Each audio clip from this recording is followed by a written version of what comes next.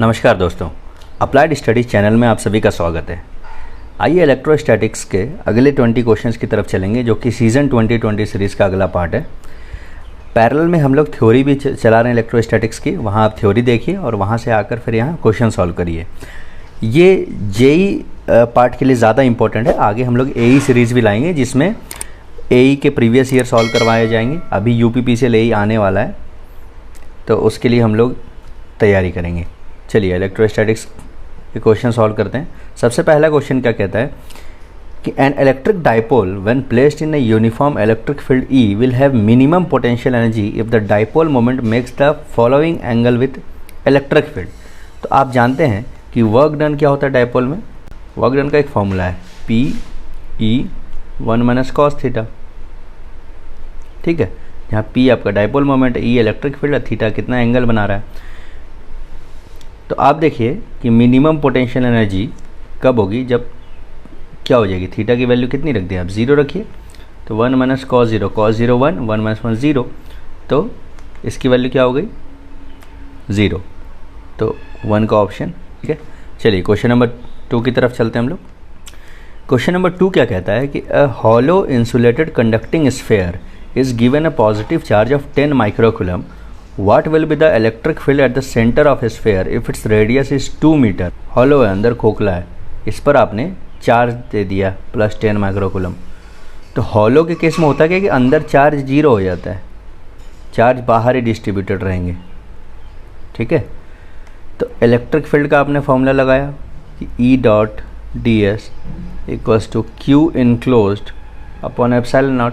तो Q enclosed तो अंदर 0 है, सेंटर पे पूछ रहा है मतलब अंदर, तो ये 0, तो इलेक्ट्रिक फील्ड क्या हो जाएगी 0 हो जाएगी।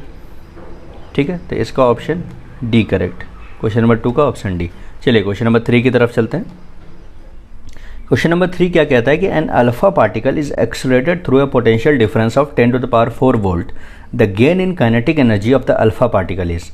तो आप यहाँ देखिए कि काइनेटिक एनर्जी क्या होती है, Q × V। जो वर्क डन है वही काइनेटिक एनर्जी में कन्वर्ट हो जाएगा। तो चार्ज क्या है, अल्फ़ा पार्टिकल 2 यूनिट चार्ज मानिए। ठीक है, और 10⁴ वोल्ट है, तो ये क्या हो गया 2 × 10⁴ इलेक्ट्रॉन वोल्ट, ईवी मानेंगे। ठीक है ना, क्योंकि अल्फ़ा पॉजिटिवली चार्ज पार्टिकल है। अल्फ़ा क्या है, पॉजिटिवली चार्ज पार्टिकल। अल्फ़ा पे 2 यूनिट प्लस चार्ज मानते हैं, तो एक के लिए 1 इलेक्ट्रॉन वोल्ट, तो 2 के लिए 2 इलेक्ट्रॉन वोल्ट। तो 2 यूनिट चार्ज × 10⁴ वोल्ट दिया हुआ है, इलेक्ट्रॉन वोल्ट। तो इसका ऑप्शन क्या हो जाएगा सी। 3 का ऑप्शन सी करेक्ट है। चलिए क्वेश्चन नंबर 4 की तरफ चलते हैं। क्वेश्चन नंबर 4 क्या कह रहा है कि electrons are caused to fall through a potential difference of 1500 volt if they were initially at rest their final speed is. मतलब ये न्यूटन्स लॉ ऑफ मोशन हो गया कि आप एक बॉल को यहाँ से ड्रॉप कर देते हैं, इनिशियल रेस्ट पे था इनिशियली, तो और जब ये ग्राउंड पे आएगा तो फाइनल स्पीड बताइए इसकी। ठीक है, तो हम लोग क्या करेंगे, एनर्जी बैलेंस लगाएंगे, एनर्जी बैलेंस करेंगे, एनर्जी बैलेंस। ठीक है, इसमें क्या करेंगे, हम ये मान लेंगे कि जो पोटेंशियल एनर्जी है और काइनेटिक एनर्जी वो बराबर हो जाएगा। सही बात है, एनर्जी एक फॉर्म से दूसरे फॉर्म में कन्वर्ट होती है, कंजर्वेशन ऑफ एनर्जी। तो देखिए क्या होगा इसमें, आप एनर्जी बैलेंस करिए, काइनेटिक एनर्जी = जो वर्क डन किया जाएगा इलेक्ट्रॉन्स पर। ठीक है, ये तो होता है वर्क डन, ये इसकी काइनेटिक एनर्जी। तो इलेक्ट्रॉन्स की मास कितनी लिखेंगे आप, 9 × 10⁻31। फाइनल स्पीड v है, ये वेलोसिटी है और ये पोटेंशियल है। ठीक है, इसको आप PD मान लीजिए, पोटेंशियल डिफरेंस।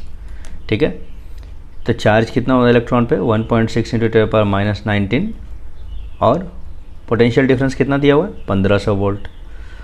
तो जब आप यहाँ से वेलोसिटी कैलकुलेट करेंगे, जो फाइनल स्पीड आएगी वो आ जाएगी 2.3 × 10⁻7 मीटर पर सेकेंड। तो इस तरीके से कौन सा, ऑप्शन बी करेक्ट हो गया। तो 4 का आंसर ऑप्शन बी। चलिए क्वेश्चन नंबर 5 की तरफ चलते हैं हम लोग। देखिए क्वेश्चन नंबर 5 क्या कह रहा है कि proton has a mass of 1840 times that of an electron. If a proton is accelerated from rest by a potential difference of 1 volt, its kinetic energy. Kinetic energy आप क्या किस फॉर्मूले से देंगे। ठीक है, क्योंकि एक फॉर्मूला आप लगा सकते हैं 12 mv², लेकिन स्पीड तो दिया हुआ नहीं है, क्या दिया हुआ है, पोटेंशियल डिफरेंस दिया हुआ है। तो आप ये वाला फॉर्मूला लगा दीजिए QV, क्योंकि एनर्जी कंजर्वेशन तो होगा ही। अब एक पॉजिटिव चार्ज है तो उस पर 1 इलेक्ट्रॉन वोल्ट की चार्ज हो जाएगी, ठीक है, तो पॉजिटिव, और ये कितना है 1 पोटेंशियल डिफरेंस, तो कितना हो जाएगा 1 इलेक्ट्रॉन वोल्ट, ठीक है। जैसे अल्फा पार्टिकल के लिए हमने क्या यूज़ किया था, 2 चार्ज यूज़ किया, 2 पॉजिटिव चार्ज यूज़ किया था, तो हम वहाँ 2 इलेक्ट्रॉन वोल्ट लिए थे, ठीक है। तो यहाँ पर 1 इलेक्ट्रॉन वोल्ट, और क्लियर है, तो इसका ऑप्शन हो गया सी। चलिए क्वेश्चन नंबर 6 की तरफ चलते हैं।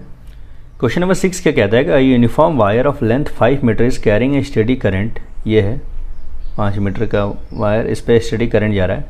The electric field inside is 0.2 newton per coulomb, the potential difference across. तो इलेक्ट्रिक फील्ड की फॉर्मूला आप लोग जानते होंगे, V/d होता है, ये पोटेंशियल है, ये डिस्टेंस है, तो क्योंकि पोटेंशियल डिफरेंस निकालना है तो D × E कर दीजिए। तो डिस्टेंस कितना दिया हुआ है 5 मीटर, और इलेक्ट्रिक फील्ड 0.2, तो ये कितना आ गया 1 आ गया, 1 वैल्यू 1 वोल्ट, तो 6 का ऑप्शन ए हो गया।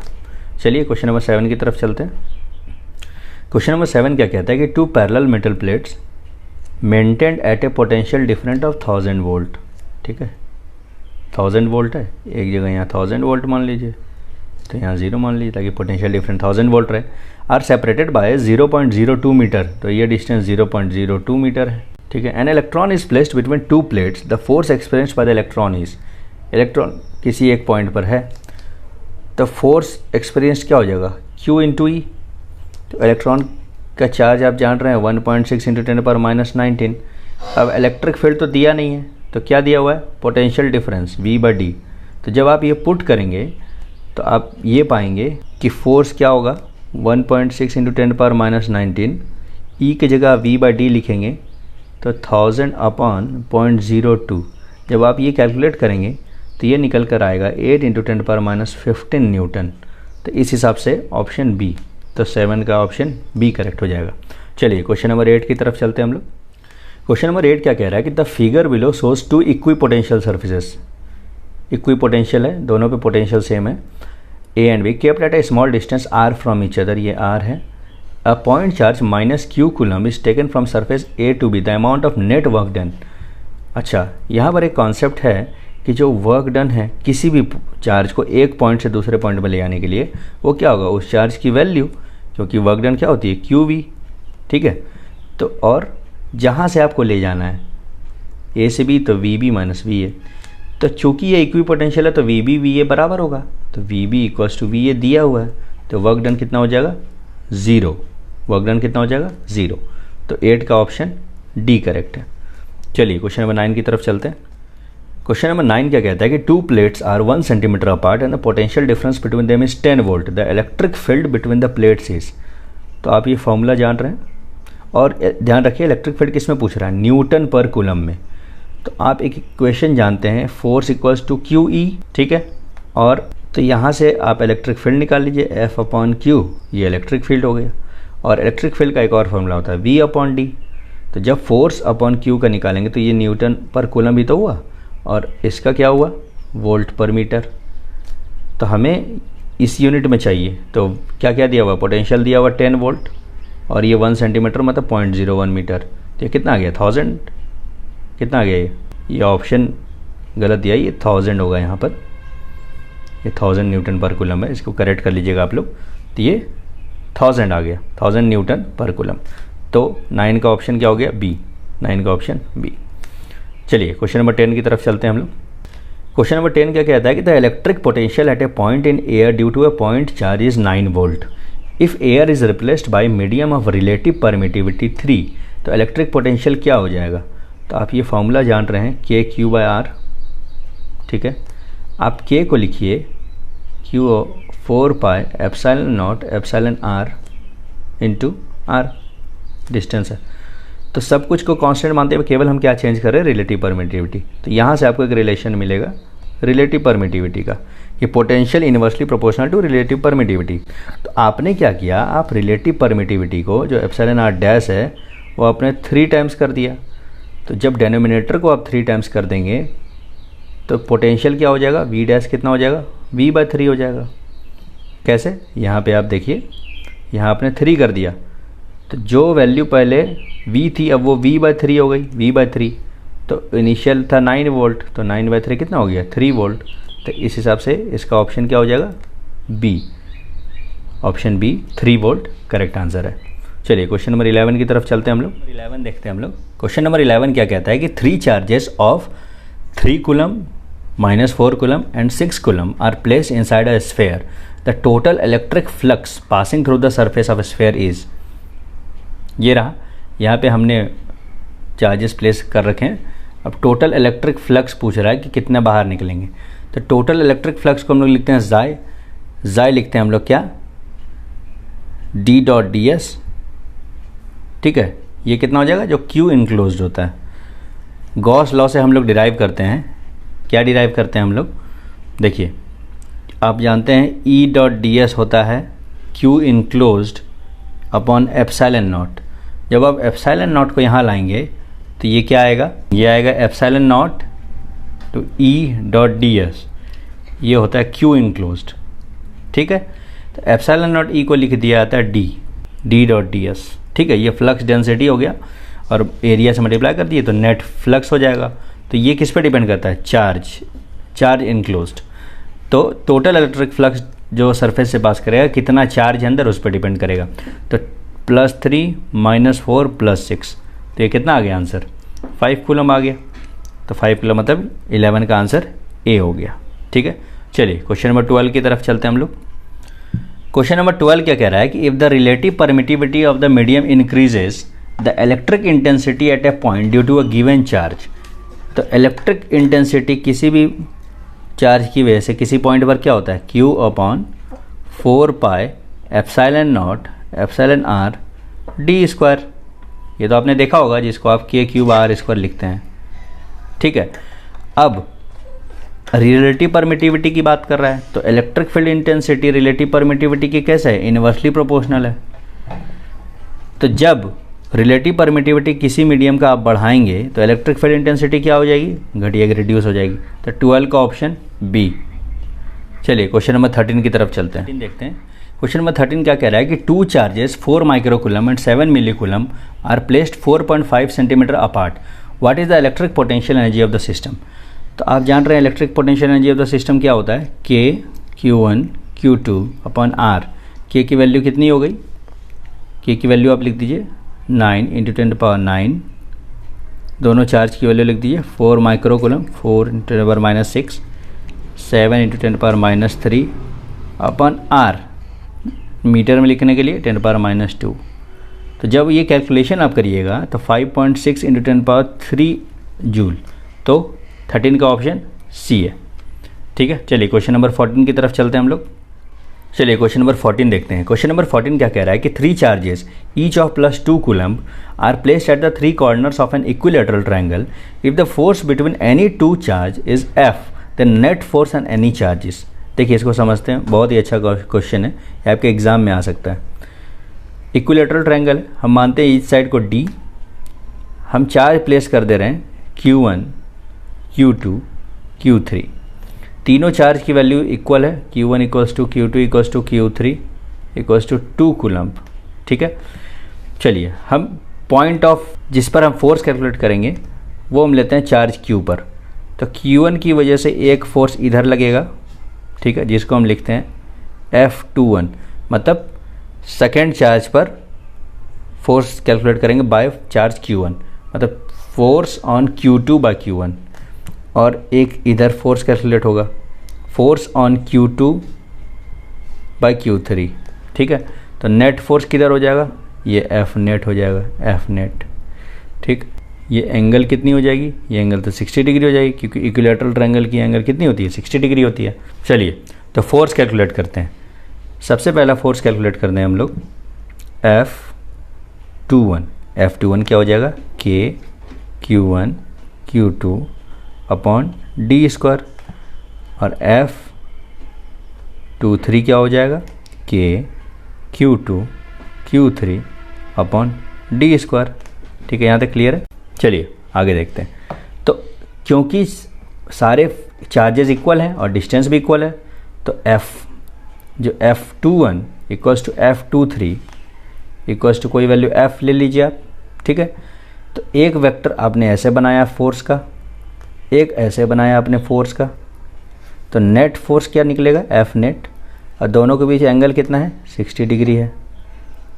ठीक है, तो अब नेट कितना निकलेगा, F net, F square plus 2f into F into दोनों के बीच का एंगल कॉस 60 डिग्री का अंडर रूट, क्योंकि नेट फोर्स क्या होता है, आप वेक्टर में देखेंगे, अगर ये है a है, ये b है, दोनों के बीच का एंगल थीटा है, तो जो नेट वेक्टर होता है वो क्या होता है, a square plus b square plus 2ab cos theta, इसका अंडर रूट होता है, ऐसे एफ नेट निकालते हैं।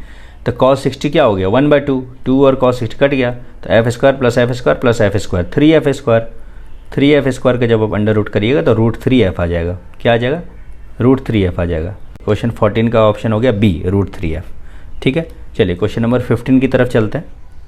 चलिए क्वेश्चन नंबर 15 देखते हैं। क्वेश्चन नंबर 15 क्या कह रहा है, 2 charge conducting sphere have radii r1 and r2, the ratio of their charge densities if their potentials are same. Charge density मतलब चार्ज अपन एरिया, तो स्फेयर के लिए क्या हो जाएगा, चार्ज अपॉन 4πr², जो रेडियस होगा वो। तो हम मान लेते हैं हमारे पास 2 स्फेयर है, एक स्फेयर पर हम q1 चार्ज और इसका रेडियस दिया हुआ r1, दूसरे पर q2 चार्ज और रेडियस r2 मान लेते हैं। ठीक है, तो हम किसी एक स्फेयर का लेकर कैलकुलेट करते हैं। चलिए पहला स्फेयर का कैलकुलेट करते हैं। इसमें देखिए इलेक्ट्रिक फील्ड क्या हो जाएगी, ये तो फॉर्मूला जान रहे होंगे, E.ds इक्वल्स टू क्या हो जाएगा, charge enclosed upon epsilon not. ठीक है, तो इलेक्ट्रिक फील्ड हमें क्या पोटेंशियल सेम दे रखा है, तो पोटेंशियल के टर्म में लिखना है, तो इसे क्या लिखेंगे, V/r1, पहले स्फेयर के लिए क्या लिखेंगे, V/r1 इंटू एरिया क्या 4πr1² Q1 upon epsilon not. तो यहाँ से जब आप r1 काट दीजिए, Q1 क्या निकल आएगा, 4πε0 VR1। ठीक है, यहाँ तक क्लियर है।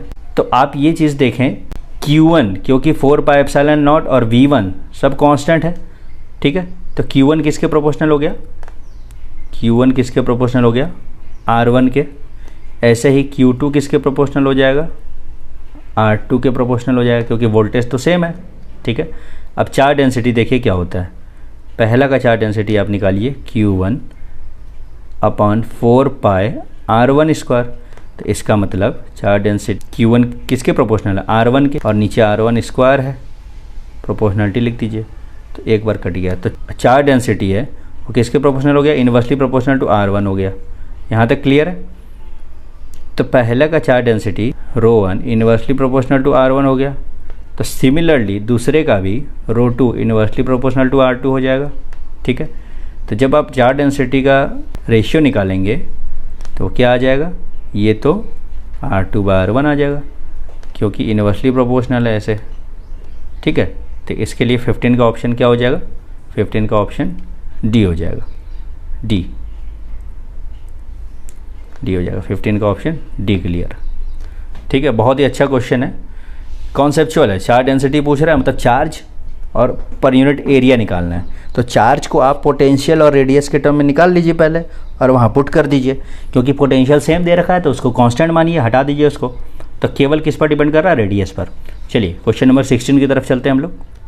चलिए क्वेश्चन नंबर 16 क्या कह रहा है कि charge of 3.2 × 10⁻19 coulomb is placed in a uniform electric field of 100 volt per metre and moves at a distance of 0.2 metre parallel to and in the direction of field, the energy transformed in।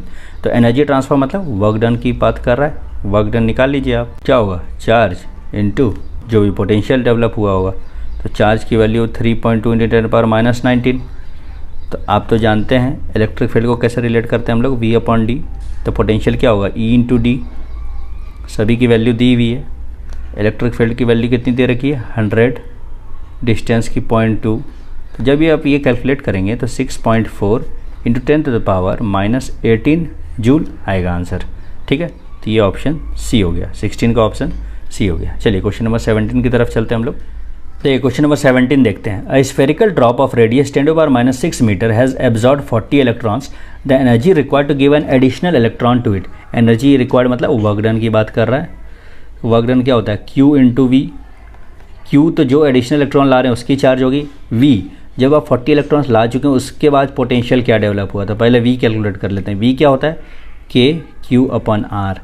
तो K की value होगी 9 × 10⁻9 charge कितने हैं 40 electrons का charge 40 into 1.6 into 10⁻⁹, ठीक है। उसके बाद आर की वैल्यू 10⁻⁶, ये कैलकुलेशन हो गया। उसके बाद क्यू की वैल्यू क्या हो गई 1.6 इंटू 10⁻⁹। तो जब आप कैलकुलेशन में पुट करिएगा तो 1.6 इंटू 10⁻⁹ को इस वैल्यू से कैलकुलेट कर दीजिएगा, मल्टीप्लाई कर दीजिएगा, तो जो आंसर आ जाएगा वो क्या होगा 9.21 इंटू 10⁻21 जूल, यानी ऑप्शन बी करेक्ट है, ठीक है। चलिए क्वेश्चन नंबर 18 की तरफ चलते हैं हम लोग। क्वेश्चन नंबर 18 क्या कह रहा है कि in an electron gun the accelerating potential is v volt if e is the charge and m is the mass of an electron the maximum velocity attend by the electron is. बस आप energy balance कर दीजिए, kinetic energy balance कर दीजिए, v velocity है, ठीक है, और q इंटू वी, तो q चार्ज e दिया हुआ है, एक्सेलरेटिंग पोटेंशियल क्या दिया हुआ v वोल्ट दिया हुआ है, तो हम इसे वेलोसिटी को v0 लिख देते हैं, ये ev लिख दीजिए, तो v0 यहाँ से निकाल लीजिए आप, ev/m √, तो 2ev/m, यानी ऑप्शन ए करेक्ट है। ये बहुत अच्छा क्वेश्चन है और ये डायरेक्ट आपके जे एग्जाम में ये सब क्वेश्चन दिखेंगे। चलिए क्वेश्चन नंबर 19 की तरफ चलते हैं हम लोग। तो क्वेश्चन नंबर 19 बहुत ही अच्छा क्वेश्चन है, बहुत कॉन्सेप्चुअल है। देखते हैं क्वेश्चन नंबर 19 क्या कह रहा है कि two thin concentric hollow conducting spheres of radii R1 and R2 bear charges Q1 and Q2 respectively. यहाँ Q1 एंड Q2 रेस्पेक्टिवली, मतलब दो स्फेयर है, 1 2, ठीक है। इसकी रेडियस है R2, इसकी रेडियस है R1, ठीक है। तो एक का रेडियस हम R1 माने क्योंकि वो बड़ा है, ठीक है, और दूसरे का रेडियस R2 मान लें, ठीक है। कह रहा है then potential at a point distance R such that R इनके बीच का हो, मतलब R यहाँ पे मान लीजिए आप कि कोई आप अलग से स्फेयर बना दिए, इसकी रेडियस R है। कह रहे कि पोटेंशियल आप कैलकुलेट करिए इस पॉइंट पे, ठीक है। तो आप इसको एज अ पॉइंट चार्ज ले लीजिए। देखिए इसके अंदर ये ग्रीन वाला स्फेयर देखिए, इसके अंदर कौन सा चार्ज Q2 है और इसके बाहर कौन सा चार्ज है Q1 है, ठीक है। चलिए तो देखिए पोटेंशियल क्या क्या डेवलप होगा, इसको ऐसे समझिए, Q2 इसके अंदर है, ठीक, इसका अपना रेडियस क्या है स्मॉल r है, और Q1 इसके बाहर है। Q1 किसकी वजह से आ रहा है R1 से आ रहा है, Q1 किसकी वजह से आ रहा है R1 से आ रहा है, ठीक है। तो हमें यहाँ पे पोटेंशियल निकालना है, ठीक है, पॉइंट डिस्टेंस। अब देखिए क्या क्या पोटेंशियल निकलेगा, ये स्फेयर है स्मॉल r, इसके अंदर क्या चार्ज डेवलप है, इसके अंदर कौन सा चार्ज डेवलप है Q2, इसके बाहर एक बड़ा स्फेयर है जिसका रेडियस R2 है। तो इस स्फेयर के लिए, अंदर वाले स्फेयर के लिए, बाहर के लिए चार्ज क्या है Q1 है, सॉरी इसका रेडियस R1 है, बड़ा R1 है। इस स्फेयर को एक पॉइंट चार्ज मान लीजिए, इसको एक पॉइंट चार्ज। तो पॉइंट चार्ज अपने चार्ज की वजह से एक पोटेंशियल डेवलप करेगा Q2/R, एक पोटेंशियल ये डेवलप करेगा, और एक ये जो बाहर चार्ज है उसकी वजह से डेवलप होगा, क्या होगा Q1/R1। दोनों को आप जोड़ दीजिए, ये नेट पोटेंशियल हो गया, ठीक है, करेक्ट। तो ऑप्शन के हिसाब से देखिए कौन सा ऑप्शन आ रहा है, ऑप्शन ए आ रहा है। देखिए Q1/R1 प्लस Q2/R, तो ऑप्शन 19 का ऑप्शन ए हो गया। चलिए क्वेश्चन नंबर 20 की तरफ चलते हैं, जो हमारा लास्ट क्वेश्चन होगा। देखिए लास्ट क्वेश्चन क्या कह रहा है कि in the above question electric field intensity at, वही स्मॉल जो बीच में आप स्फेयर बनाए थे उसमें चार्ज इनक्लोज कितना था Q2, तो पूछ रहा है इलेक्ट्रिक फील्ड इंटेंसिटी आप निकाल दीजिए यहाँ पे। तो आप जान रहे हैं E.ds इसका अपना एरिया 4πr², ये फॉर्मूला जान रहे होंगे आप, E.ds equals to Q enclosed upon ε0, ठीक है। तो Q इनक्लोज्ड कितना है इस पर Q2 है अपॉन ε0। यहाँ से आप देखेंगे तो क्या निकल के आएगा E की वैल्यू Q/Q2/4πε0r²। तो देखिए कौन से ऑप्शन में आ रहा है Q2/, ये ऑप्शन बी आ रहा है, तो 20 का ऑप्शन बी हो जाएगा, ठीक है। ये जो गॉस थ्योरम हम लोग यूज़ करते हैं E.ds equals to Q enclosed upon ε0, electric field intensity निकालने का बहुत ही आसान मेथड है, इसको आप अधिकतर जगह आप यूज़ कर सकते हैं, ठीक है। तो आशा करता हूँ आप लोगों को ये हमारा 2020 सीरीज़ अच्छा लगा हो, और अगर हमारा ये सीरीज़ आपको अच्छा लगा हो तो हमारे चैनल को आप लाइक एंड सब्सक्राइब करिए, शेयर करिए, कमेंट करिए। आगे हम लोग AE का सीरीज़ भी लाएंगे जो कि UPPCL AE या गेट और इंजीनियरिंग सर्विसेज एग्जाम्स पे बेस्ड होगा, जिसका हम लोग प्रीवियस ईयर प्रैक्टिस करेंगे, कॉन्सेप्ट्स भी सीखेंगे, और साथ ही साथ हमारे थ्योरी क्लासेस भी चल रहे हैं, और ये क्वेश्चन सीरीज़ है, ठीक है। थैंक यू दोस्तों।